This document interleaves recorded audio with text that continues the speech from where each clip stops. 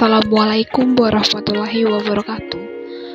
Saya Katarina Claudia Indriani dengan NBI 11121000019. Video ini dibuat untuk memenuhi tugas UTS dari mata kuliah Hukum Administrasi Negara dengan dosen pengampu Bapak Edi Wahyudi SH MSI. Langsung saja saya akan menjelaskan pengertian hukum administrasi negara. Administrasi negara adalah peraturan kebijakan yang dilakukan oleh pemerintah atau aparatur negara agar tujuan negara dapat tercapai secara efektif dan efisien. Yang berikut hukum administrasi negara adalah hukum tata usaha negara, hukum tata pemerintah, dan hukum administrasi. Hukum administrasi negara adalah keseluruhan peraturan tentang aparatur pemerintah dalam melakukan berbagai aktivitas atau tugas-tugas negara guna mencapai tujuan yang telah ditentukan. Saya Marta Zara dengan NIM 075. Di sini saya akan menjelaskan mengenai poin kedua, yaitu ruang lingkup hukum administrasi negara.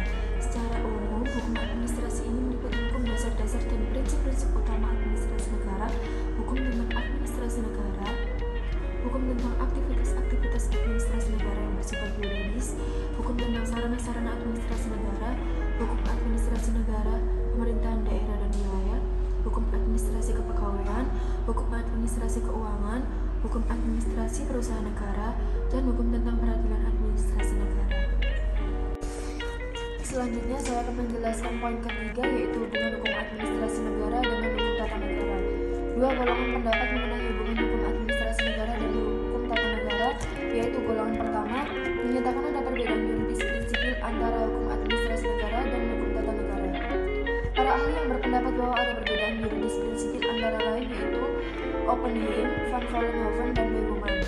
Yang kedua yaitu golongan kedua menyatakan tidak ada perbedaan yuridis prinsipil antara hukum administrasi negara dan hukum tata negara. Para ahli yang menyatakan yaitu Karl-Burg, Prince, dan Prajudi Atmosudibyo. Di sini saya mengambil pendapat salah satu ahli yaitu Van Vollenhoven menyatakan bahwa yang termasuk dalam hukum administrasi negara adalah semua peraturan hukum nasional sesudah dikurang hukum tata negara material, hukum perdata material, dan hukum pidana material. Hubungan antara hukum administrasi negara dengan hukum tata negara yaitu bahwa badan-badan kenegaraan memperoleh wewenang dari hukum tata negara dan badan-badan kenegaraan itu menggunakan wewenangnya harus berdasarkan atau sesuai dengan hukum administrasi negara. Yang berikut subjek hukum administrasi negara dibagi menjadi 5. Yang pertama pegawai negeri, yang kedua jabatan, yang ketiga jabatan dinas BUMN, yang keempat daerah-daerah swapraja dan swatantra, yang kelima negara. Baik, sekian video dari pemaparan materi dari mata kuliah hukum administrasi negara. Bila ada salah kata, kami mohon maaf.